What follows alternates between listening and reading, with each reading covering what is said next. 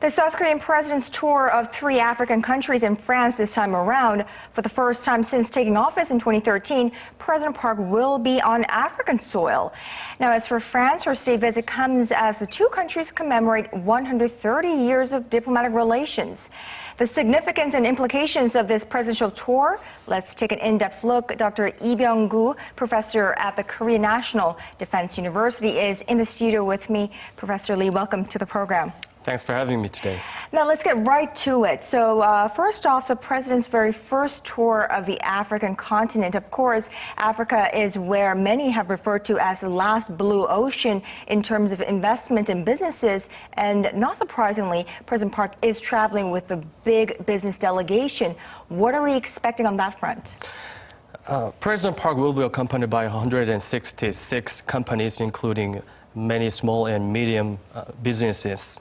Given the size of the economies of Ethiopia, Kenya, and Uganda, it's quite surprising to see such a big number of companies are interested in making investments in African countries, using the 3 countries as a bridgehead.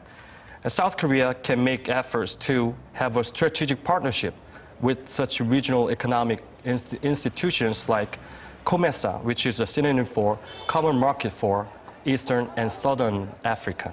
Another focus is President Park's Africa trip comes as she seeks international, consensus in trying to disrupt North Korea's diplomatic and financial network to discourage its nuclear ambitions. For instance, Uganda, it's been a traditional ally of North Korea for some time. What are we expecting from President Park in terms of cooperation on disarming or denuclearizing North Korea? As you just mentioned, Uganda has been a very strong ally to North Korea for quite some time. Ugandan president has visited North Korea in the 1980s 3 times to meet Kim Il-sung. So now it's time for us to sever the relationship between North Korea and Uganda. This is one of the strategic purposes for this visit for President Park Geun-hye. What's interesting about Uganda is, I believe, Uganda's foreign policy is changing. The president of Uganda was the first foreign head of state to make a courtesy visit to Park Geun-hye administration.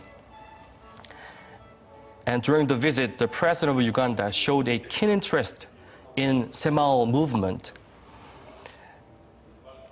as an ideal model for development in Uganda. I believe this indicates Uganda is beginning to reassess the relationship and think that building a cooperative diplomatic and economic relationship with South Korea is more important than its traditional tie with North Korea. So President Park's visit will utilize this change of momentum.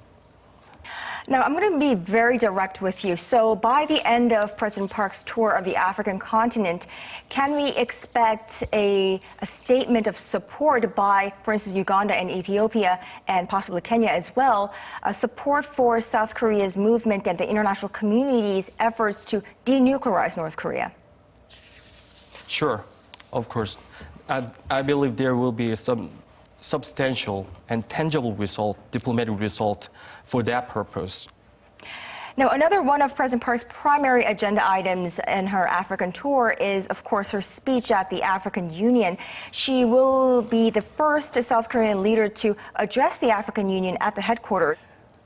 By delivering our message that we are deeply interested in the development of the continent in general and ready to support them, this visit will create a significant chance to broaden our diplomatic landscape as a leading middle power.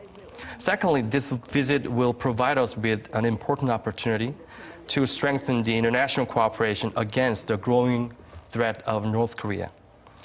African Union is the largest regional institution, which enjoys the 54 member states.